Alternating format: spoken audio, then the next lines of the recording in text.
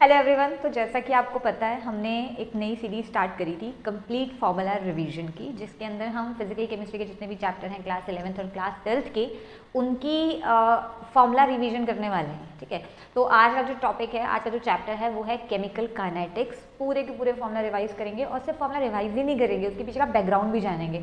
मतलब कि ये फार्मूला कहाँ लगाना है आपने, सिम्बल्स का मीनिंग क्या है, और जितने भी उसके पीछे ये सारी चीज़ें हैं जो आपको पता होने चाहिए न्यूमेरिकल में पुट करने के लिए, वो सारी चीज़ें हम समझेंगे। तो इफ़ इन केस अगर आपने बहुत पहले भी ये चैप्टर पढ़ा है और अब आप थोड़ा सा भूल गए हैं तो आपको थ्योरी के साथ साथ ये चीज़ें याद आती जाएंगी। ठीक है, अच्छा, इससे पहले जो मैंने चैप्टर कवर करे हैं वो है सोल्यूशन और इलेक्ट्रोकेमिस्ट्री। तो इफ इन केस अगर आपको वो भी देखना होगा तो उसका लिंक डिस्क्रिप्शन बॉक्स में मैं ऐड कर दूंगी, वहाँ से आप उसे देख सकते हैं। तो आज स्टार्ट करते हैं केमिकल काइनेटिक्स नाउ। ओके, सो पहला फॉर्मूला जो हमारे पास है वो है रेट ऑफ रिएक्शन। देखिए, सिंपल सा मतलब है, रेट ऑफ रिएक्शन का मतलब होगा कि change in concentration over change in time. कितना कंसंट्रेशन में चेंज आ रहा है, कितने टाइम के अंदर आ रहा है, उसको आप सिंपली कह देते हैं रेट ऑफ रिएक्शन। ठीक है, जैसे सपोज कीजिए कि मेरे पास एक रिएक्शन है। मान लीजिए कि मैंने आर हमारा एक रिएक्टेंट है जिससे मैंने पी एक प्रोडक्ट बनाया।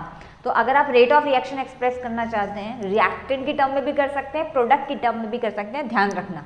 ठीक है, रिएक्टेंट की टर्म में कैसे लिखेंगे आप, रेट ऑफ रिएक्शन रिएक्टेंट की टर्म में हो जाएगा माइनस, अब देखिए केमिस्ट्री में चेंज के लिए जो सिंबल आएगा वो आएगा डेल्टा। डेल्टा मतलब होता है चेंज, या डी का मतलब भी चेंज होता है, सिंपल बात है।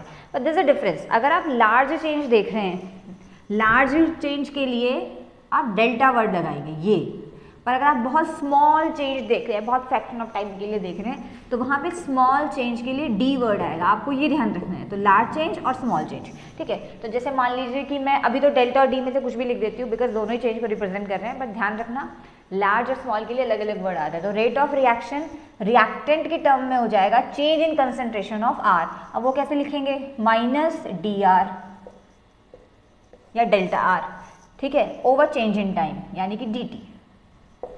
Okay, now similarly rate of reaction product के टर्म में हो जाएगा change in concentration of P यानी कि डीपी ओवर डीटी। अब यहाँ पे एक समझने वाली बात है, क्या, देखिए जब आप रिएक्टेंट के लिए रिएक्टेंट की टर्म में ये एक्सप्रेशन लिखते हैं तो यहाँ पे आपको माइनस साइन भी लगाना है। अब क्यों लगाना है माइनस साइन, क्योंकि उसका रीज़न ये है कि जैसे जैसे रिएक्शन आगे बढ़ेगा, टाइम आगे बढ़ेगा, रिएक्टेंट कम होगा।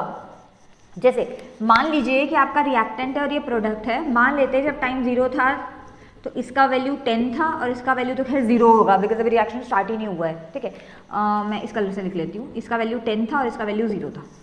फिर मान लेते हैं कि कुछ टाइम बाद, 2 मिनट बाद या कुछ टाइम बाद इसका कंसंट्रेशन कम हो जाएगा बिकॉज ये कंज्यूम हो रहा है, खर्च हो रहा है, तो हो सकता है इसका वैल्यू 8 हो जाए, कम हो जाए। पर प्रोडक्ट का वैल्यू इंक्रीज होगा बिकॉज वो फॉर्म हो रहा है। रिएक्टेंट हमेशा खर्च होता है, कंज्यूम होता है, जबकि प्रोडक्ट हमेशा फॉर्म होता है।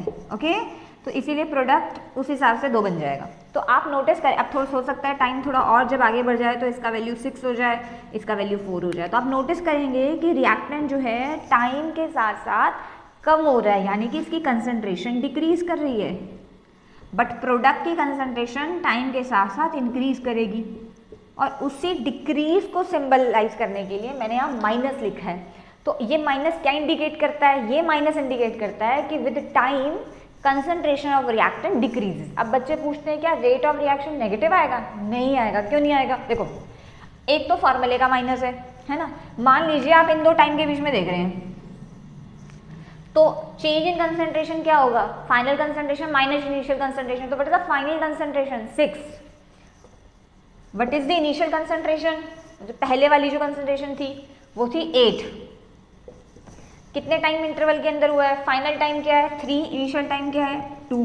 ठीक है, अब आप देखो एक तो फॉर्मूले का माइनस है और एक अपना वैल्यू का माइनस है। 6 माइनस 8 विल बी -2, तो -2। तो कहने का मतलब ये है कि वैल्यू कभी भी नेगेटिव नहीं आएगी, वैल्यू पॉजिटिव आएगी। इनफैक्ट ये नेगेटिव लगाने का पर्पस ही यही है ताकि जब आप ये वैल्यू आप लेकर आएंगे, ये वैल्यू नेगेटिव आएगी तो नेगेटिव नेगेटिव कैंसिल हो जाएगा। तो rate will always be positive, but this negative sign indicate कि रिएक्शन में रिएक्टेंट कंज्यूम हो रहा है, खर्च हो रहा है। ओके, नाउ तो ये तो आपके पास सिंपल हो गया रेट ऑफ रिएक्शन का फॉर्मूला।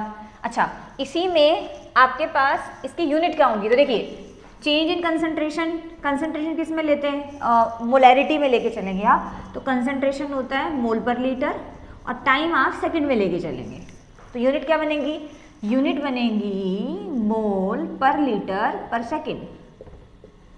तो ये आपकी इसकी यूनिट हो जाएंगी, प्लीज इसका ध्यान रखना, ठीक है। इसकी यूनिट फिक्स होती है क्योंकि इसका फॉर्मूला फिक्स है, तो यूनिट हमेशा फिक्स ही रहेंगी।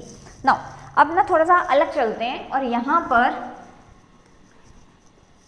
ऐसी रिएक्शन कंसीडर करते हैं। अब ये ध्यान देने वाली बात है, ये काफ़ी आता है क्वेश्चन, ठीक है। तो अगला जो फॉर्मूला है काफ़ी इंपॉर्टेंट है। मान लीजिए कि आपके पास कोई रिएक्शन है और उस रिएक्शन में यहाँ पर आपके पास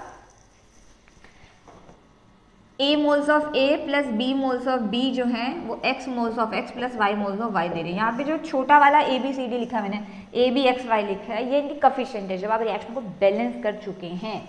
तो बैलेंस रिएक्शन को मैंने ऐसे लिखा है, कोई भी कफिशिएंट हो सकता है, ध्यान रखना रिएक्शन बैलेंस होनी चाहिए, बिना बैलेंसिंग के आपका कफिशिएंट या तो गलत आएगा या आएगा ही नहीं, है ना। तो अगर ये कोई रिएक्शन है तो यहाँ पे रेट ऑफ रिएक्शन आप किसी की टर्म में भी निकाल सकते हैं, A की टर्म में, B की टर्म में, X की टर्म में या Y की टर्म में, सब में आंसर सेम ही आएगा। बट इनका आपस में रिलेशन क्या होगा, तो देखो रेट ऑफ रिएक्शन A की टर्म में लिखने के लिए आपको change in concentration of A लिखना है, तो यानी कि dA/dt लिखना है, सिंपल सी बात है ना। और क्योंकि ये रिएक्टेंट है तो रिएक्टेंट के लिए आप हमेशा माइनस लगाएंगे, रिएक्टेंट कम हो रहा है इसलिए, तो आपने माइनस लगा दिया। पर एक और बात है बताने को, जो भी इनका कफिशिएंट होगा वो अपॉन में आएगा, तो it is -1/A dA/dt, okay. अब रेट ऑफ रिएक्शन आप B की टर्म में भी लिख सकते थे, आपके पास ऑप्शन है A B की, प्लस नहीं करना है, इनको ऐड नहीं करना होता, ये इक्वल चलते हैं। तो इसकी टर्म में रेट ऑफ रिएक्शन हो जाएगा माइनस, क्योंकि रिएक्टेंट है, कफिशिएंट अपॉन में आएगा dB/dt, ओके। सिमिलरली आप X की टर्म में भी लिख सकते हैं, पर X एक प्रोडक्ट है तो इसमें प्लस साइन आएगा, तो प्लस कफिशिएंट अपॉन में आ जाएगा dx/dt। सिमिलरली Y की टर्म में आपके पास आएगा +1/y dy/dt। तो ये इक्वल होंगे, आप किसी भी टर्म में निकाल सकते हो। काफ़ी इंपॉर्टेंट एक्सप्रेशन है, न्यूमेरिकल इसका आता है, काफ़ी सिंपल चीज़ है, ध्यान ये रखना है कि एक्सप्रेशन वही है, change in concentration over change in time, but जो भी एक कफिशिएंट है वो अपॉन में आ रहा है, ठीक है। चलिए इसके बाद एक और हमारे पास, ये तो हो गया रेट ऑफ रिएक्शन को निकालने का तरीका। इसके अलावा एक और फॉर्मूला होता है जो होता है rate of appearance and disappearance. देखो जब भी आप रिएक्शन लिखोगे तो उसमें रिएक्टेंट हमेशा डिसअपीयर होगा, खर्च हो रहा है ना वो, तो रिएक्टेंट डिसअपीयर होगा। मुझे अपीयर का स्पेलिंग नहीं आ रहा है, पर चलिए जो भी है, रिएक्टेंट डिसअपीयर होता है और प्रोडक्ट हमेशा अपीयर होता है, ये आपको पता है, या फॉर्म होता है। तो इसीलिए आप मेरी प्लीज़ स्पेलिंग्स पे मत जाना, स्पेलिंग्स में मोस्टली गलती लेती हूँ, मुझे तो अपने नाम की स्पेलिंग बहुत मुश्किल से याद हुई थी, ठीक है, तो क्या याद होगा, पर आप मेरी भावनाएं समझिए, ठीक है। डिसअपीयर और अपीयर, तो रेट ऑफ अपीयरेंस, तो अपीयर कौन कौन हो रहा है, याद कीजिए अपीयर कौन कौन हो रहा है, अपीयर हमेशा प्रोडक्ट होगा, है ना। तो रेट ऑफ अपीयरेंस किसका आएगा, X और Y का आएगा, तो rate of appearance of X या rate of appearance of Y।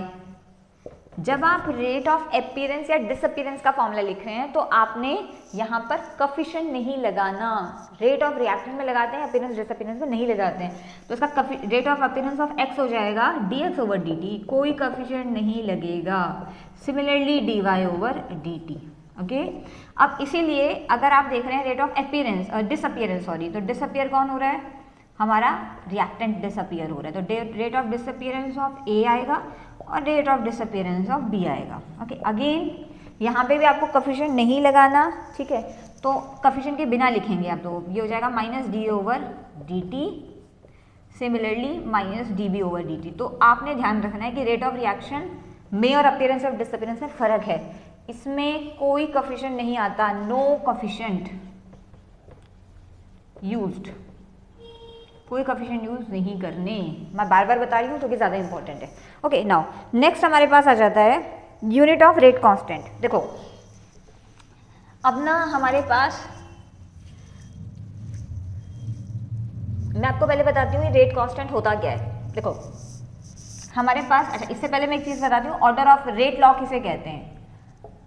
देखिए रेट लॉ कहता है कि अगर आपके पास कोई रिएक्शन हो रही है, सपोज कीजिए कि A moles of A plus B moles of B जो हैं वो प्रोडक्ट दे रहे हैं, तो रेट लॉ कहता है कि जो रिएक्शन का रेट होगा, रेट ऑफ द रिएक्शन होगा, वो डायरेक्टली प्रोपोर्शनल होगा रिएक्टेंट की कंसंट्रेशन के। मतलब A की कंसंट्रेशन और B की कंसंट्रेशन, मतलब rate of reaction is directly proportional to the product of molar concentration of reactant. मतलब ये जो रिएक्टेंट है उनकी कंसंट्रेशन का प्रोडक्ट आपने ले लेना है, ठीक है, वेरी सिंपल। नाउ पर यहाँ पे एक बात है, इनका जो कंसंट्रेशन है उसका कुछ पावर आएगा। अब वो पावर क्या होगा वो हम नहीं बता सकते हैं, वो एक्सपेरिमेंटली डिटरमाइंड वैल्यू होती हैं, तो मैं इसे अल्फा बीटा ले लेती हूँ, ठीक है। नाउ अगेन अगर आप प्रोपोर्शनैलिटी कांस्टेंट हटाते हैं तो आपको एक कांस्टेंट लगाना पड़ेगा के ए की पावर अल्फा ए की पावर बीटा। ये अल्फा बीटा ए बी के इक्वल हो भी सकते हैं और नहीं भी हो सकते हैं, हम नहीं बता सकते ये, ठीक है। अच्छा यहाँ पे एक ये तो हो गया रेट लॉ। अब एक टर्म आती है जिसको बोलते हैं ऑर्डर ऑफ रिएक्शन। अभी ऑर्डर ऑफ रिएक्शन क्या है, देखिए जो भी आपका रेट लॉ बनेगा, this is your rate law, उस रेट लॉ में जो भी कफिशिएंट, जो भी पावर होगी, अल्फा बीटा गामा व्हाटएवर, उस पावर का सम जो होगा वही ऑर्डर होगा। तो what is order, simply the sum of power in rate law expression. Rate law expression में जो पावर का सम होता है इसी को आप ऑर्डर कहते हैं, ओके। नाउ अब ये ऑर्डर तो कुछ भी हो सकता है ना, इट कैन बी 0 1 2 3 व्हाटएवर। तो अलग अलग ऑर्डर के हिसाब से आप अलग अलग रेट लॉ लिख सकते हैं। जैसे अगर आपके पास ऑर्डर आया, हम रेट लॉ एक्सप्रेशन लिख रहे हैं अलग अलग ऑर्डर के लिए, तो ये तो जर्नल टर्म हो गई ना, ये तो जर्नल एक्सप्रेशन हो गया, इसमें आपको ऑर्डर थोड़ी पता चला, ये जर्नल एक्सप्रेशन हो गया। तो कैसे लिखेंगे, नाउ मान लीजिए कि आपकी रिएक्शन है वो बन रही है ए से बी या ए से कुछ भी बन रहा है, ए से प्रोडक्ट बन रहा है, मान लीजिए ऐसे, ठीक है। तो उसमें अगर जीरो ऑर्डर रिएक्शन है तो उसके लिए रेट लॉ होगा, मैं थोड़ा इसे रब कर देती हूं। अब खुद सोचो जर्नल एक्सप्रेशन क्या होना चाहिए, जर्नल एक्सप्रेशन होना चाहिए कि जो रेट है वो के ए की पावर अल्फा है, या कुछ भी ले लीजिए, ठीक है। अगर दो रिएक्टेंट होते तो मुझे अल्फा बीटा लेना पड़ता, एक ही रिएक्टेंट है तो मैंने अल्फा ले लिया, मैंने सिंप्लीफाई करने के लिए ले लिया। तो यहाँ पे पावर कितनी आएगी, 0 आएगी, यानी कि रेट जो होगा वो के ए की पावर 0 हो जाएगा, बिकॉज ऑर्डर 0 है। इट सिंपली मीन्स कि रेट जो होगा वो के इक्वल होगा, कब, जब 0 ऑर्डर रिएक्शन है, ओके। बट अगर आपका ऑर्डर आया 1 तो उस केस में जो रेट होगा वो हो जाएगा के ए की पावर 1, क्योंकि ऑर्डर 1 है ना। सिमिलरली अगर आपका ऑर्डर 2 आया तो रेट हो जाएगा के ए की पावर 2, ओके। मैं इसे n ले लेती हूँ, अल्फा की जगह n ले लेती हूँ कि n जो है वो ऑर्डर ऑफ द रिएक्शन है। तो जर्नल एक्सप्रेशन कह रहा है कि a की पावर n ऑर्डर है हमारे पास, और अलग अलग ऑर्डर के लिए आपका एक्सप्रेशन अलग अलग हो जाएगा, ओके। अब यहाँ से k की यूनिट क्या होंगी, तो अगला मेरे पास टॉपिक है यूनिट ऑफ k की यूनिट कैसे निकालें। तो देखो वैसे तो देखो इसका एक जर्नल एक्सप्रेशन होता है, पर मैं ना बहुत ज़्यादा फॉर्मूला याद करने में विश्वास नहीं रखती। मैं कोशिश करती हूँ कि मुझे 5 फार्मूले याद हों जिससे मैं 15 फार्मूले बना लूँ, रेदर देन कि मैं 15 याद करने बैठ गई, क्योंकि मेरी याद रखने की कैपेसिटी कम है। मतलब मेरा याद नहीं रख सकती मैं चीज़ें, ज़्यादा चीज़ें याद रखने के लिए पॉसिबल नहीं है, तो इसीलिए मैं कम चीज़ें याद रखती हूँ और उनसे फिर जो है एट अ टाइम जो है बाकी एक्सप्रेशंस बना लेती हूँ। ये ईजी है, चिल मोड रहता है, टेंशन भी नहीं रहता है खामखा, ठीक है। कहीं को याद रखना है ज़्यादा जब आप कम में काम चला सकते हैं, तो ठीक है। इसीलिए यूनिट ऑफ के क्या होगा, देखो मैं आपको जनरल एक्सप्रेशन बताऊंगी थोड़ी देर में, पर अभी मैं बता दूँ कि मैं कैसे निकालती हूँ। तो बहुत सिंपल सी बात है कि अगर आप 0 ऑर्डर के लिए कर रहे हैं, फॉर 0 ऑर्डर, तो 0 ऑर्डर के लिए आपने लिखा कि जो रेट होगा वो के ए की पावर 0 होगा, या सिंपली ए की पावर 0 को तो आप कुछ लिखते ही नहीं। तो रेट और के, यानी कि के की यूनिट वही होंगी जो रेट की होंगी। तो रेट की यूनिट क्या होती है, अभी आपने देखा है मोल पर लीटर पर सेकेंड, तो यही आपकी यूनिट हो जाएंगी 0 ऑर्डर के लिए के की यूनिट। अच्छा के क्या है, के होता है रेट कांस्टेंट, इस इन केस मैं भूल गई हूँ, के होता है रेट कांस्टेंट। किस पे डिपेंड करता है? जनरली टेम्परेचर पे डिपेंड करता है ना। अच्छा, जीरो ऑर्डर तो हो गया, अब आ जाता है फर्स्ट ऑर्डर। तो अगर ऑर्डर 1 है तो 1 ऑर्डर के लिए देखिए के ये है, तो अगर आप इसे एक्सप्लेन करें थोड़ा सा तो रेट हो जाएगा के ए की पावर 1, है ना। यानी कि आप के लिख सकते हैं रेट अपॉन में ए की पावर 1। आई होप आपको दिख रहा हो अभी। अब रेट क्या है? मोल पर लीटर पर सेकेंड है, यूनिट, और ए की पावर 1 है। ए क्या होता है? कंसंट्रेशन। कंसंट्रेशन की यूनिट, अच्छा यहाँ शायद आपको दिखे ना, तो मैं थोड़ा सा यहाँ लिख देती हूँ, यहाँ दिख जाएगा, ठीक है। तो आपके पास रेट हो गया के ए की पावर 1, ये इसका पार्ट है, ध्यान रखना। तो यानी कि रेट हो जाएगा, यानी कि के का वैल्यू हो जाएगा, थोड़ा खिचड़ी पकड़ा है, रेट ए की पावर 1। अगेन रेट की यूनिट होती है मोल पर लीटर पर सेकेंड, और ए एक कंसंट्रेशन है। कंसंट्रेशन की यूनिट कितनी होगी? मोल पर लीटर, मोलैरिटी मैंने बताया था, ठीक है। अब जो करता है कर दो, तो क्या क्या करता है? मोल पर लीटर से मोल पर लीटर कर जाता है। तो सिंपली के की यूनिट क्या बनती हैं? सेकंड इनवर्स बनती हैं, ठीक है। तो ये आपकी यूनिट हो जाएंगी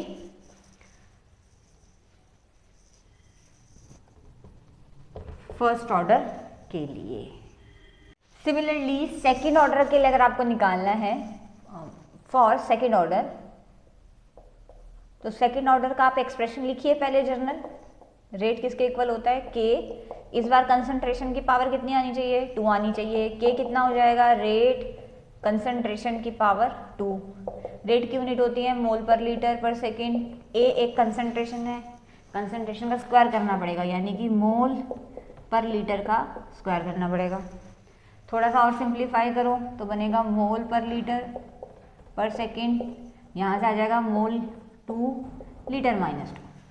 अब ऑब्वियसली बात है कि ऊपर मोल 1 है, नीचे मोल 2 है, तो यहाँ पे रेट की यूनिट जो आएगी, के की यूनिट आएंगी, वो आएंगी mole inverse litre second inverse. ये आपकी के लिए होगी। मतलब अगर हम इसे जनरलाइज करें तो आपके पास ये जनरल फॉर्मूला बनेगा। यहाँ पर आप एक तरफ लिख रहे हैं ऑर्डर और दूसरा लिख रहे हैं यूनिट ऑफ के। तो ऑर्डर अगर 0 आया था तो के की यूनिट आई थी मोल पर लीटर पर सेकेंड, सेम ही आई थी। ऑर्डर जब 1 आ रहा है तो सेकेंड इनवर्स आ रहा है, ऑर्डर जब 2 आ रहा है तो मोल -1 लीटर सेकेंड इनवर्स आ रहा है। पर ऑब्वियसली बात है, आप इसे जनरल कैसे लिख सकते हो? तो किसी भी nth ऑर्डर के लिए जनरल फॉर्मूला क्या बनेगा? तो फॉर nth ऑर्डर के लिए जो के का एक्सप्रेशन बनेगा वो बनेगा रेट कंसंट्रेशन की पावर nth ऑर्डर। जहाँ पे आप फर्दर सिंप्लीफाई करके लिख सकते हैं कि जो रेट हो जाएगा वो हो जाएगा मोल पर लीटर 1 - n और 1 - n सॉरी मोल पर लीटर 1 - n सेकेंड इनवर्स। ये इसका जनरल फॉर्मूला हो गया। वैसे मैं आपको सच बताऊं, मैं कभी जनरल फॉर्मूला याद नहीं रखती हूँ, मेरे को तो यहीं से ज़्यादा सही लगता है कि कुछ भी हो n का, where n is the order, यहाँ से निकाल लो। ओके चलिए, नाउ नेक्स्ट है हमारे पास। अच्छा, अगर यही गैसियस फॉर्म में हो तो गैस के लिए यहाँ पे थोड़ा सा ध्यान रखना, फॉर गैस फेस आपको मोल पर लीटर नहीं लेना। हाँ, गैस फेस के लिए हो जाता है एटमॉस्फेयर 1 - n सेकेंड इनवर्स, या बार कुछ भी ले सकते हो आप, ठीक है। तो ये आपने थोड़ा ध्यान रखना है। नाउ नेक्स्ट है हमारे पास इंटीग्रेटेड रेट इक्वेशन। देखिए 0, 1 ये सिलेबस में आपके है, 2 नहीं है सिलेबस में। आपको पहले ही बता दूं, 0 ऑर्डर और first order integrated rate equation आपके सिलेबस में है। तो मैं एक चार्ट बना रही हूँ जिसमें इंटीग्रेटेड रेट इक्वेशन और हाफ लाइफ पीरियड में एक्सप्लेन कर रही हूँ। उससे पहले मैं आपको एक बात बता देती हूँ कि हाफ लाइफ पीरियड का क्या मतलब होता है। सॉरी, देखिए हाफ लाइफ पीरियड का मतलब होता है वो टाइम, अब थोड़ा ध्यान से सुनना, इसमें बच्चे कंफ्यूज हो जाते हैं। बच्चों को लगता है हाफ लाइफ पीरियड का मतलब होता है जिसमें आधा टाइम बीत गया। जैसे मान लीजिए 3 घंटे का पेपर है और आपका 1.5 घंटा हो गया, तो आप बोलोगे कि यार हाफ लाइफ पीरियड आ गया, है ना। ऐसा नहीं है। हाफ लाइफ पीरियड का मतलब ये नहीं होता कि भैया आधा टाइम बीत गया। हाफ लाइफ पीरियड का मतलब है वो टाइम जिसमें आधा रिएक्टेंट रिएक्ट कर चुका है, half of the reactant reacted. मान लीजिए आपने टोटल 50 लिया था रिएक्टेंट, तो वो टाइम जिसमें ये 25 हो जाएगा, अब वो चाहे थोड़ी देर में हो जाए चाहे ज़्यादा टाइम में हो, तो हाफ लाइफ पीरियड का मतलब जिसमें half of the reactant reacted, आधा रिएक्टेंट रिएक्ट कर चुका, कितना टाइम लगा हमको कोई फर्क नहीं पड़ता। Okay, that is the half life period.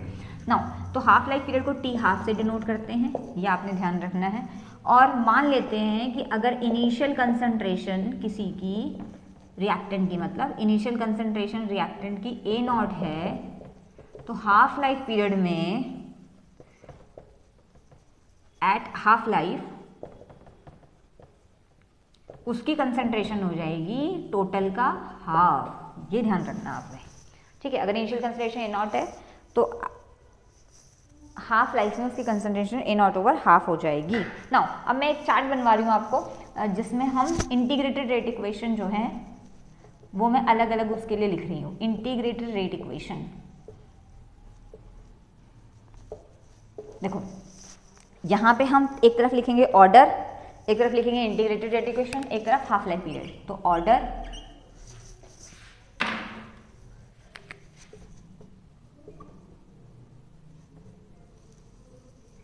Integrated rate equation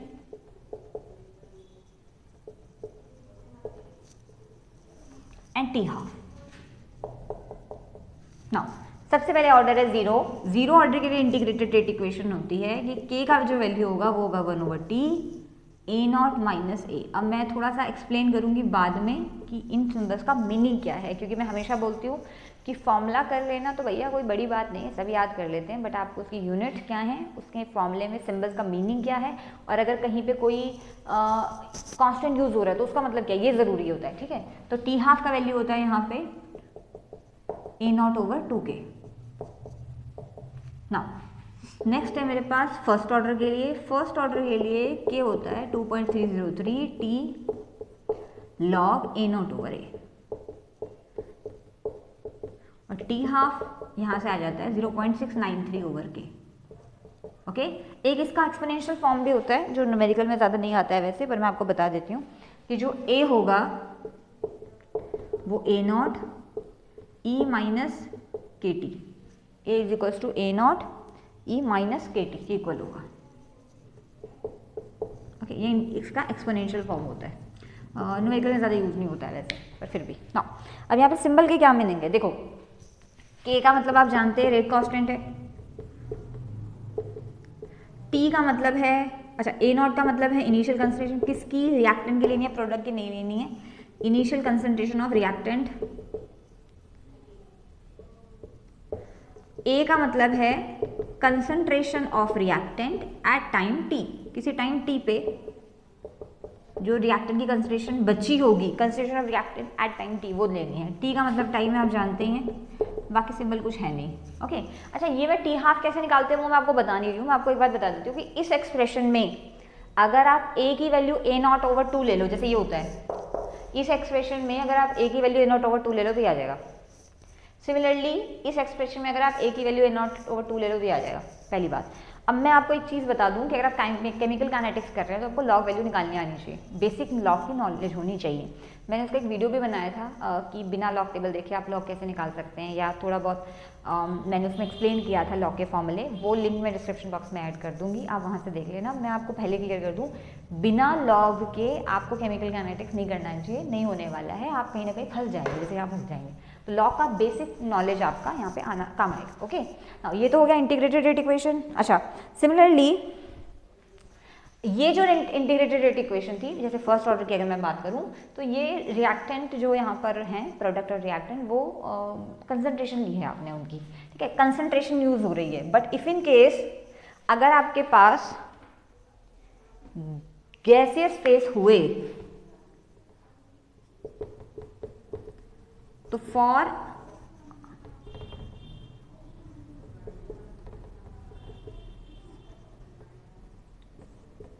gas face, अगर गैस फेस है और फर्स्ट ऑर्डर है तो वहाँ कंसंट्रेशन नहीं लेते हैं, वहाँ प्रेशर लेते हैं। कब बोला मैंने, अगर आपका गैस फेस रिएक्टेंट प्रोडक्ट है और वहाँ पर फर्स्ट ऑर्डर भी फॉलो हो रहा है तो instead of the concentration we will take the pressure. Okay, the formula will change and the formula okay, let's suppose the reaction we have is A gas gives B gas plus C gas. Again एक चीज़ मैं आपको clear कर दूं कि अगर ये जो reaction है ये अलग है तो एक्सप्रेशन अलग आने वाला है, this is only for this expression. मैं अभी नहीं बता रही हूँ कि अलग अलग एक्सप्रेशन के लिए आप कैसे फॉर्मूला डिराइव कर सकते हैं, ये रटने की ज़रूरत नहीं है, बट मुझे कमेंट सेक्शन में बता देना कि अगर आपको देखना है कि अलग अलग एक्सप्रेशन के लिए, अलग अलग रिएक्शन के लिए आप कैसे फॉर्मूला डिराइव कर सकते हैं। अभी मैं मोस्ट इंपॉर्टेंट इस रिएक्शन के लिए बता रही हूँ, इस टाइप के लिए जिसमें डिसोसिएशन हो रहा है। ओके, नाउ यहाँ पे K का जो एक्सप्रेशन होगा काफ़ी कुछ इसके जैसा है, थोड़ा सा फर्क है, 2.303 ओवर T लॉग, ये वाली बात तो सेम ही हो जाएगी। ऊपर आपने लेना है P0, नीचे लेना है 2P0 माइनस PT। अब क्या मतलब है इसका, देखो यहाँ पे P0 का मतलब है इनिशियल प्रेशर, मतलब टाइम 0 पे जो प्रेशर होगा ओवरऑल कंटेनर का, वो लेना है आपने, ठीक है। बट PT का मतलब है total pressure at time T, reactant का नहीं, total pressure, total pressure at time T। तो ये थोड़ा सा ध्यान रखना कि इसका मतलब क्या है। ओके, नेक्स्ट है हमारे पास एक्टिवेशन एनर्जी क्या होती है। मैं थोड़ा सा एक्सप्लेन करती हूँ एक्टिवेशन एनर्जी, थ्रेशोल्ड एनर्जी क्या होती है। पहले मैं एक्सप्रेशन लिख रही हूँ कि जो आपकी थ्रेशोल्ड एनर्जी होगी वो दो एनर्जी का सम होती है। कौन सा, मॉलिक्यूल की काइनेटिक एनर्जी प्लस उसकी एक्टिवेशन एनर्जी। एक्टिवेशन एनर्जी को AE लिख रही हूँ मैं, वैसे इसका सिंबल EA होता है, ध्यान रखना सिंबल EA होता है। मैं सिंप्लीफाई करके एक्टिवेशन एनर्जी को AE लिख देती हूँ, वैसे सिंबल आपका E आएगा। ओके, थ्रेशोल्ड एनर्जी होती है kinetic energy plus activation energy. थोड़ा सा एक्सप्लेन करती हूँ इसका मतलब क्या है। देखो केमिस्ट्री कहती है या केमिकल काइनेटिक्स कहती है कि भैया किसी भी रिएक्शन को करवाने के लिए आपके पास एक मिनिमम एनर्जी होनी चाहिए। अगर वो एनर्जी नहीं है तो भैया कोलिजन तो होगा पर रिएक्टेंट का प्रोडक्ट नहीं बनने वाला है। तो प्रोडक्ट बनाने के लिए आपके पास एक मिनिमम एनर्जी होनी चाहिए। उसी मिनिमम एनर्जी को आप थ्रेशोल्ड एनर्जी कहते हैं, ठीक है। मान लीजिए कि आप कोई प्रॉपर्टी ले रहे हैं, प्रॉपर्टी आपकी 100 रुपये की है, कोई प्रॉपर्टी नहीं आती मान लेते हैं आपकी प्रॉपर्टी 100 रुपये की है, ठीक है। और भैया आपके पास इतना पैसा नहीं है, आपकी जेब में पड़ा है 80 रुपया, तो 80 रुपये तो आपका अपना है, अपना पैसा है, ठीक है। मगर भैया 20 रुपये कहाँ से लाओगे, तो 20 रुपये का आपने लोन ले लिया। भैया चलो ठीक है, आपको 20 रुपये का लोन मिल गया, आपने एक्स्ट्रा किसी से खरीद लिया, ले लिया, ठीक है। उतना ही तो लोन लोगे ना जितना चाहिए, ऐसा थोड़ी है कि 50 रुपये का लोन ले लोगे, जब जरूरत ही टोटल 20 की है तो ज़्यादा के लोगे। तो ये जो टोटल अमाउंट है ना, इसको बोलते हैं थ्रेशोल्ड एनर्जी, जितनी एनर्जी आपको चाहिए। ये जो आपका अपना पैसा है ना, इसको बोलते हैं काइनेटिक एनर्जी। और जो आपने एक्स्ट्रा उधार लिया, उधारी करी, इसको बोलते हैं एक्टिवेशन एनर्जी। जितना एक्टिवेशन एनर्जी ज़्यादा होगा ना, आपके लिए वो चीज़ देना उतना मुश्किल हो जाएगा। क्योंकि ठीक है 80 रुपये आपके पास है तो 20 रुपये का उधार कोई दे देगा, ऐसा थोड़ी है कि 5 रुपये जेब में पड़ा है 95 रुपये का उधार कोई नहीं देता है, ठीक है। मतलब कहने का तो ये है एक्टिवेशन एनर्जी अगर कम है तो काम जल्दी हो जाएगा, उधार नहीं चाहिए, कम चाहिए। अगर आपका एक्टिवेशन एनर्जी बहुत ज़्यादा है तो भैया मैं बता रही हूँ कोई उधार नहीं देने वाला है, आपका काम बड़ा मुश्किल है करना, ठीक है। तो ओवरऑल जो भी है थ्रेशोल्ड एनर्जी, काइनेटिक एनर्जी और एक्टिवेशन एनर्जी का सम होती है, ये मैंने आपको बता दिया। नाउ अपना एक्टिवेशन एनर्जी टेम्परेचर पे कैसे डिपेंड करती है, इसके लिए अरेनियस जी ने एक ही फॉर्मूला था, वैसे हमने उसको ज़्यादा बना दिया, एक फॉर्मूले दिए हैं जो काफ़ी इंपॉर्टेंट है बोर्ड्स के लिए भी, वैसे भी। तो यहाँ पे मैं आपके साथ शेयर कर रही हूँ। टॉपिक का नाम है Arrhenius equation. Arrhenius equation, Arrhenius equation क्या है, बेसिकली ये रिलेशन है किसका, एक्टिवेशन एनर्जी का, रेट कांस्टेंट का और टेम्परेचर का।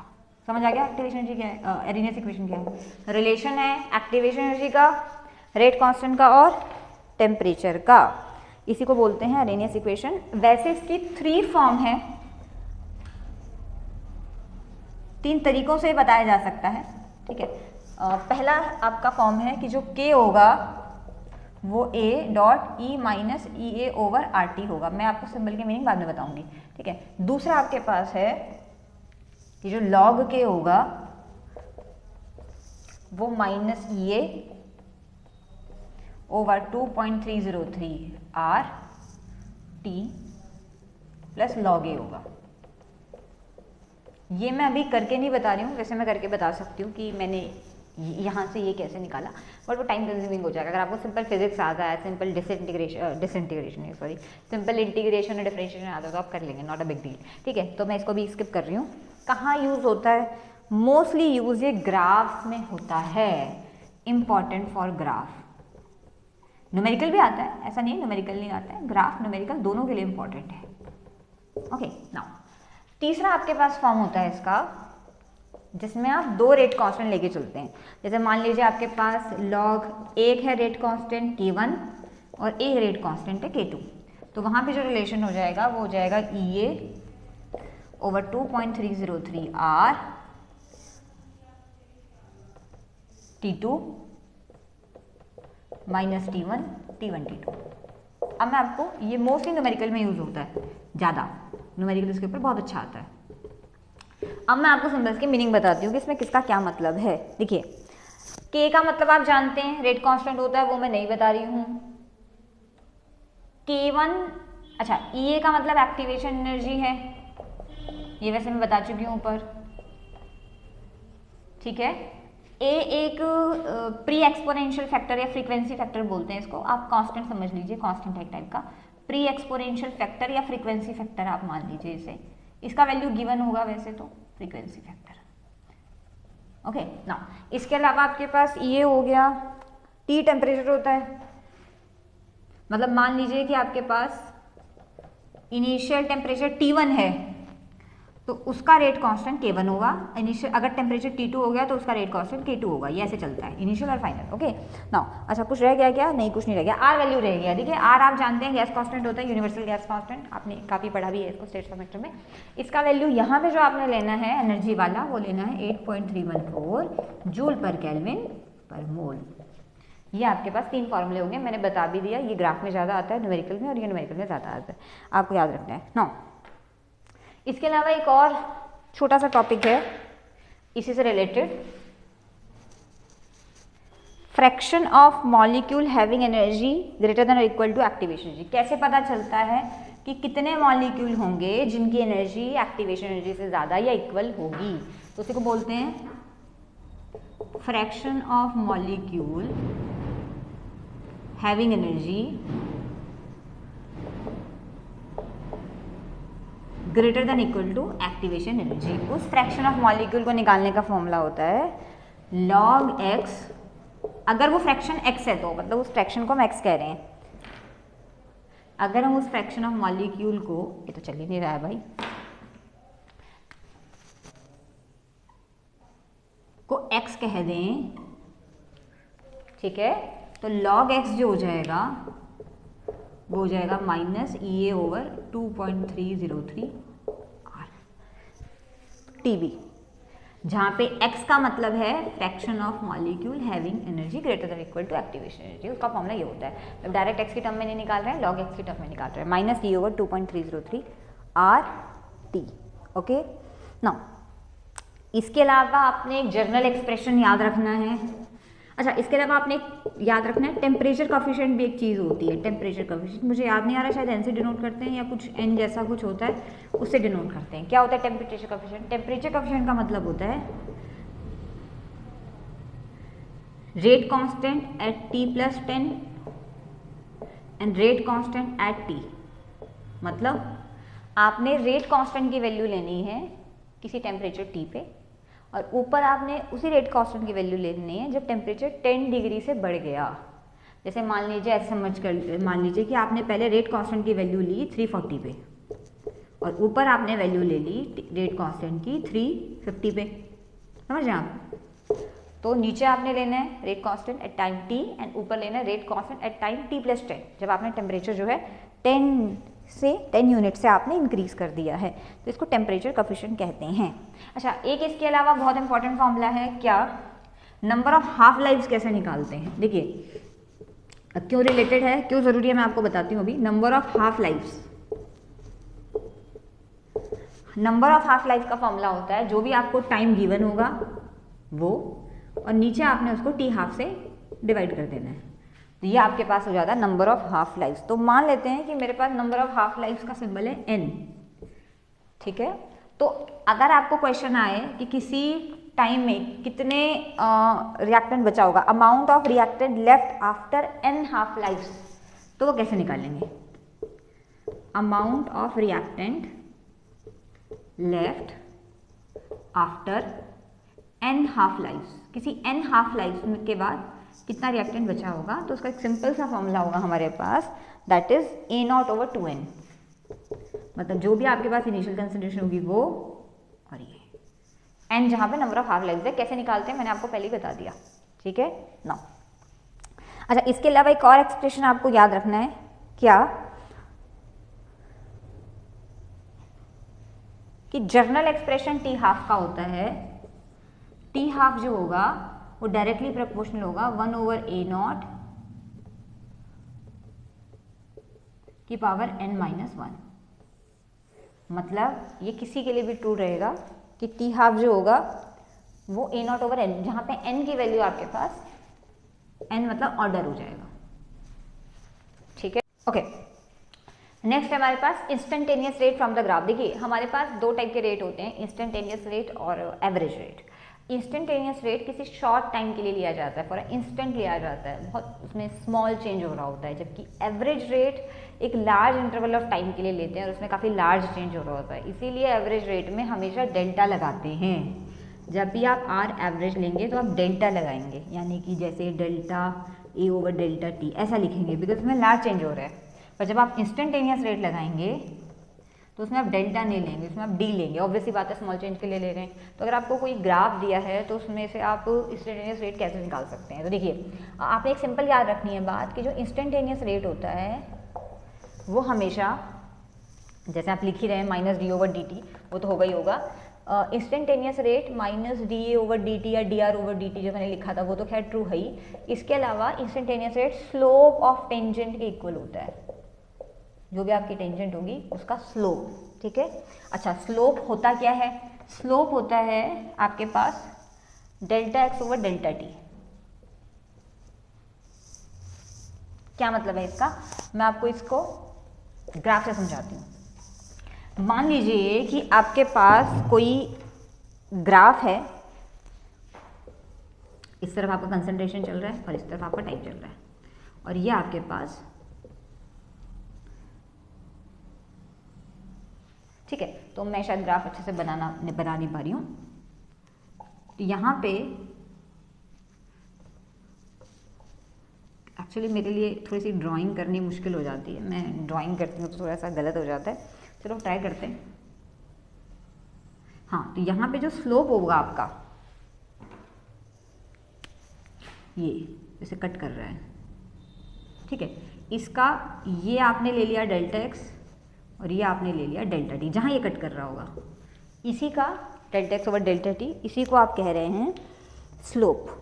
इसी के साथ आपका ये वाला लेक्चर ख़त्म होता है। जितने भी काइनेटिक्स के फॉर्मूले थे मैंने उन्हें सबको समझाने की कोशिश करी है। आई होप आपने इसके फॉर्मूला के नोट्स बनाए होंगे, क्योंकि बहुत ज़रूरी है। अब आप हर बार वीडियो तो नहीं देखेंगे ना, तो आपने अच्छे अच्छे अपने शुभ हाथों से अच्छे अच्छे नोट्स बनाने हैं इनके, और कहीं चिपका देने जहाँ पे आप बार बार पढ़ते हैं, ठीक है। तो आज हमने ये चैप्टर ख़त्म कर लिया है, और आप मुझे बताना कि आपको कोई और चैप्टर, अगर कोई और सजेशन हो आपके, या आपको कोई और डाउट हो तो आप उसे कमेंट सेक्शन में बता सकते हैं। Till then